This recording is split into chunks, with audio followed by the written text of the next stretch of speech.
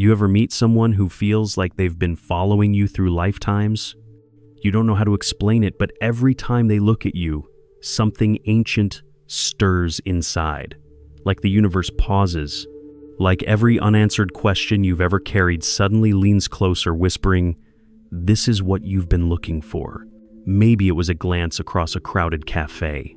Maybe it was a message that arrived at the exact moment you'd stopped believing in signs.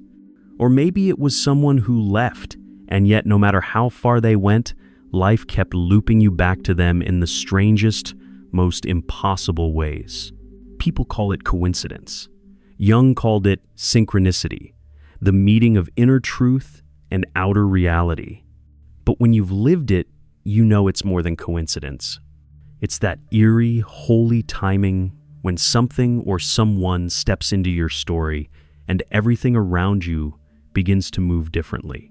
There's a silence that follows such moments, not an empty silence, but a knowing one, the kind that hums beneath your ribs, like the echo of a name you once knew but forgot how to pronounce. You can feel it when you meet your soulmate, not just in romance, but in recognition, the kind that doesn't need language because the soul already understands. And yet, most people miss it. Because when synchronicities begin repeated numbers, songs that follow you, dreams that feel too vivid the mind panics, it calls it imagination. It resists what it cannot control. But what if the universe doesn't need your logic? What if it's trying to remind you that love isn't something you find, it's something you remember? Stay with me tonight. Let's walk through this slowly, through the strange poetry of signs, the mirrors that appear when you least expect them, and the gentle ache of souls trying to find their way back to each other. This space right here is for you, for the part of you that has always known there was more to love than the story you were told. If you feel something stir inside you while listening, that's not an accident, that's resonance. And if these words find you at the right moment, maybe it's not random, maybe it's time. Before we begin, take a breath. If your heart feels heavy, let it. If your eyes sting a little, that's okay. That means your soul is listening. And if you find yourself nodding quietly, secretly I invite you to stay. Follow the signs, trust your timing.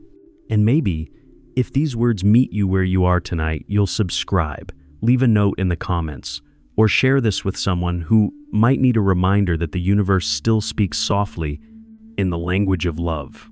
Because sometimes, what looks like coincidence is actually a message meant for you. You start to notice it when life begins to hum beneath the surface. You're walking home late, your mind quiet, and suddenly a song plays the same one that was playing when you first met them. You smile, tell yourself it's nothing. But the lyrics hit differently this time, almost as if they were rewritten to reach you. That's how synchronicities begin. They arrive disguised as ordinary moments, gentle nudges from something larger, something that watches patiently until you're ready to see. Carl Jung once said, "Synchronicity is an ever-present reality for those who have eyes to see." But here's the truth. The eyes he meant weren't the ones on your face. They're the ones that open when your heart does. You'll notice it when your thoughts and the world begin to rhyme. You think of someone, and they text you. You dream of a place you've never been, then stumble across it the next week. You keep seeing their birthday everywhere: the clock, the receipt, the license plate in front of you at a red light. The more you try to ignore it, the louder it gets. And maybe you wonder, is this a sign, or am I just searching for meaning in the noise? But listen closely, the universe doesn't shout, it whispers. And what it whispers isn't always about the other person. Sometimes it's about you, about the version of yourself that awakens in their presence, about the light that flickers on when they walk into your life, or even when they leave. You see, a soulmate doesn't arrive to complete you. They appear to mirror you, to show you the parts you buried, the pain you avoided, the dreams you tucked away because someone once told you they were too much. They come not to heal you, but to remind you that you already are. When synchronicities flood your life, it's rarely comfortable, because something in you starts to stir. You begin to question what's real, what's fate, What's coincidence? But here's what few people tell you. The universe doesn't send signs to entertain your curiosity. It sends them to wake you, to remind you that your story is alive, breathing, unfolding, whispering in ways you can't yet explain. And when it wants your attention, it will use the one language you cannot ignore: emotion. That flutter in your chest when you see their name, that ache that lingers even after years apart, that sudden warmth when you think of them, even though logic insists you shouldn't. Synchronicities follow emotion like stars follow the night. They illuminate what your soul is trying to remember, that connection isn't random and love isn't linear. Some people enter your life not to stay, but to turn you toward yourself. They are the spark that ignites your remembering. So when you see the signs, the numbers, the songs, the dreams, don't rush to decode them. Just pause, breathe, let them wash through you. Maybe the point isn't to understand. Maybe the point is to feel. Because what if your soulmate isn't someone you find out there, but someone who awakens the lost parts within you, one coincidence at a time? There's a night you'll remember not because something happened, but because something shifted. You'll be sitting in silence, maybe staring at your phone, maybe looking out the window, when suddenly you'll feel them. Not physically, not like a message or a call, just their presence. Soft, electric, familiar, as if their soul brushed against yours for a moment to say, "I'm here." You might think you're imagining it, but that's the first sign. Your intuition begins to speak in ways you can no longer deny. Their energy lingers when logic tells you to move on. Their memory breathes in your dreams. And somehow, no matter how much time passes, a piece of you feels tethered not in obsession, but in recognition. Jung believed that souls communicate through the unconscious, that the same river of symbols and archetypes flows through all of us. But when it comes to a soulmate, it's as if that river becomes a mirror. You look at them and you see both the person you love and the person you're becoming. It's not always beautiful. Sometimes it's chaos.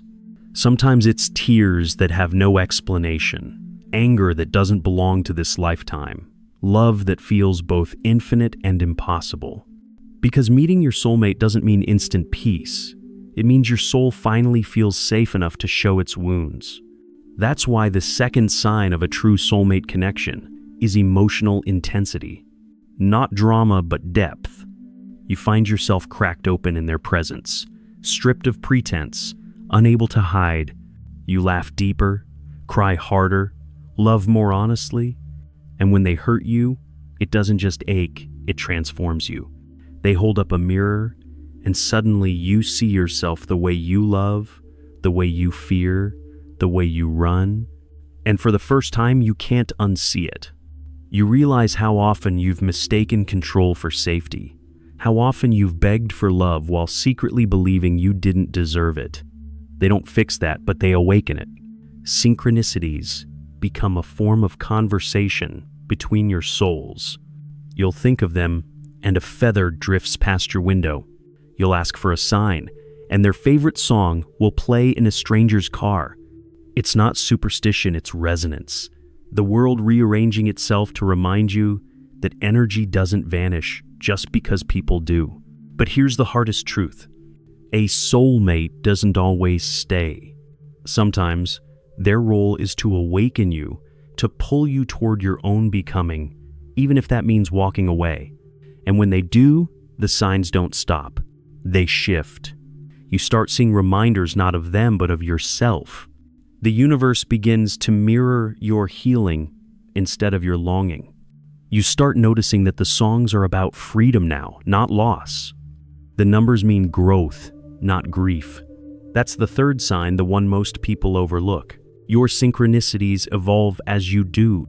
When you begin to understand the deeper purpose of the connection, the signs stop pointing to them and start pointing to you. Because that's where your soul was always trying to lead you. So if you're hearing this right now, if something in your chest feels like it's remembering, it's not by accident. Maybe it's time to stop chasing signs and start becoming one. There's a kind of ache that doesn't destroy you, it refines you. It's the ache that appears after the storm, when you realize the person who once felt like home was actually the door to something greater. Yourself. You wake up one morning and the world feels quieter. The signs haven't stopped, but they no longer feel like ghosts tugging at your sleeve. Instead, they're gentle, peaceful. You notice the number again, that same repeating pattern, but this time, it doesn't sting. It feels like reassurance, like the universe saying, "You're on your way." The fourth sign of a soulmate connection isn't about recognition or longing. It's about alignment. You begin to sense that every twist, every tear, every coincidence had a purpose, not to bring you closer to them, but to bring you closer to your truth. The more you honor that, the clearer life becomes. You meet new people who feel different, calm, grounded. You stop searching for intensity and start craving peace. Because when a soulmate teaches you, their lesson stays long after they leave. You start realizing how much of your love was built on fear of being abandoned, misunderstood, unseen. But now, something inside has shifted. You no longer beg to be chosen because you've chosen yourself. And that's when synchronicity changes again. Now it comes in small miracles, not dramatic signs, but soft confirmations. A book falls open to the exact sentence you needed. A stranger repeats the same phrase you whispered to the universe the night before. You find yourself standing at a crossroads and everything inside you just knows which way to go. That's what true alignment feels like. It's not loud, it's not demanding, it's a quiet certainty that doesn't need proof, because the soul that once sought signs has now become fluent in their language. And maybe that's when it happens, the reunion. Not always with the same person, but sometimes, yes. Sometimes, after all the growth and silence, life circles back. You see them again. The timing is different now. You are different now. The connection still hums, but it's steadier, like a river that's learned to flow without flooding its banks. You recognize them not as the missing piece, but as a reflection of how far you've come. The love between you feels sacred, not urgent, whole, not hungry. And if the reunion never comes, that's okay too. Because your soul has already found what it was looking for, awareness. You no longer need the mirror to remember your face. Carl Jung once said that meeting someone who truly understands you is like striking a match in the dark. The whole world lights up for a moment. But the real beauty isn't in the flame. It's in realizing that you've carried the fire all along. So if the signs are still following you, the numbers, the songs, the dreams, don't rush to decode them. Don't chase their meaning. Just listen. They're saying, "You're awake now. Keep walking." Because synchronicity isn't proof that you found the one. It's proof that your soul is alive, aware, and remembering its way home. And maybe that's what a soulmate truly is, not someone who completes you, but someone who reminds you how to become whole on your own. There's a stillness that comes after awakening, a kind of silence that isn't empty, but full. Full of the things you never noticed before. The wind brushing your cheek, the hum of your own breath, the way sunlight falls through your window like an invitation. You begin to see that everything, every heartbreak, every delay, every coincidence that once confused you was leading you toward this moment of clarity. Because the universe never wastes pain. It recycles it into purpose. And those synchronicities you once chased like riddles, they were never puzzles to solve. They were love notes from life itself, guiding you toward the remembrance of who you are. The fifth sign of a soulmate connection is surrender. Not giving up, not letting go in defeat, but softening enough to let life unfold without forcing it. You stop asking, why did they leave? Why didn't it work out? And instead, you whisper, thank you. Because you finally see that what felt like loss was actually alignment, life moving pieces you couldn't yet understand. When you surrender, the energy between you and your soulmate stops feeling like tension and starts feeling like trust. You no longer grip at what was. You simply allow what is. You begin to understand that love, real love, was never meant to be owned. It was meant to be experienced. Sometimes that means holding someone close. Sometimes that means setting them free. Both are love when done with truth. You start noticing that the more you let go, the more the universe opens. Doors appear where there were walls. Synchronicities multiply, but they no longer feel urgent. They feel like confirmations of your peace. One night, you'll lie in bed and realize you haven't thought of them in days. Not because you stopped caring, but because the ache has softened into gratitude. The bond that once felt heavy now feels sacred light, infinite, eternal. And in that moment, you understand something profound. Your soulmate was never outside of you. They were a mirror reflecting your own divinity back at you, until you could see it for yourself. You may meet again, in this lifetime or another. Or maybe your paths will never cross again. Either way, the love remains not as a wound, but as a whisper. That's the quiet miracle of synchronicity. It doesn't demand to be believed. It only asks to be felt.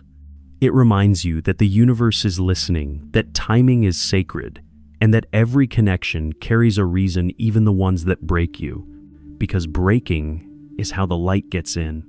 And once the light enters, nothing, not even loss, can truly separate what's meant to grow together. So, if your heart has been heavy lately, wondering why the signs won't stop, wondering if they mean reunion or closure, maybe they mean both. Maybe they're saying, you've learned the lesson, you're free now. Free to love without fear. Free to trust your path. Free to see the divine choreography behind every encounter. And when you do, when you finally exhale and let go, you'll realize that the most beautiful synchronicity of all is your own becoming.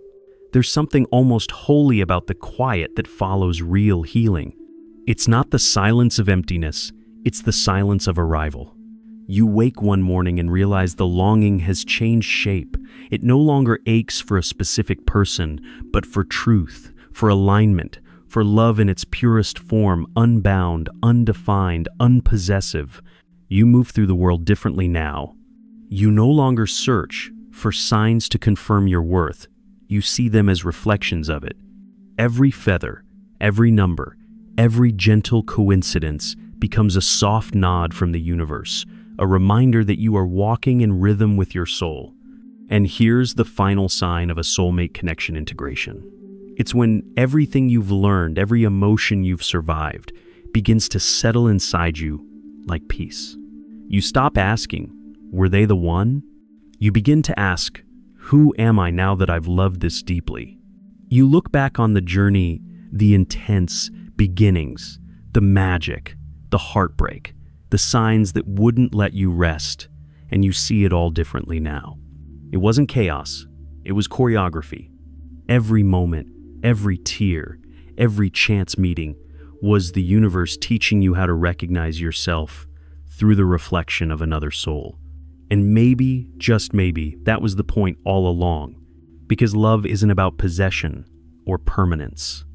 It's about remembrance, remembering the truth of who you are when you strip away fear, when you stand bare before another being and say, this is me, and they don't flinch, even if they couldn't stay, even if life pulled you apart.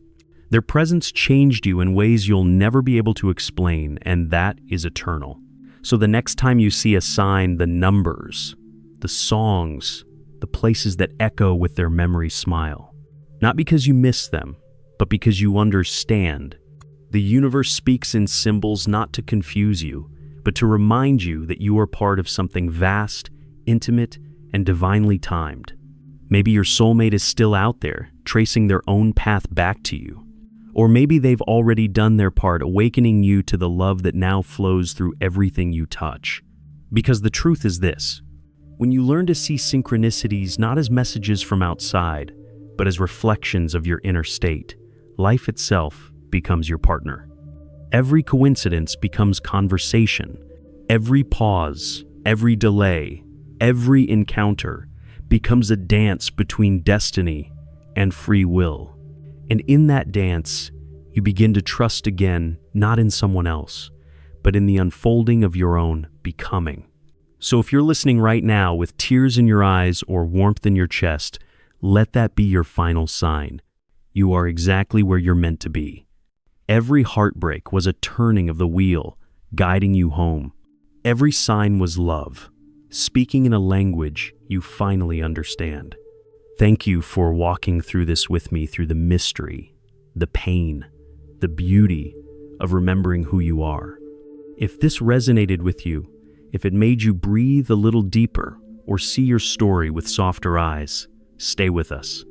Subscribe, share this with someone whose heart might need it tonight, or leave a reflection below, not for me, but for the next soul searching for their own sign.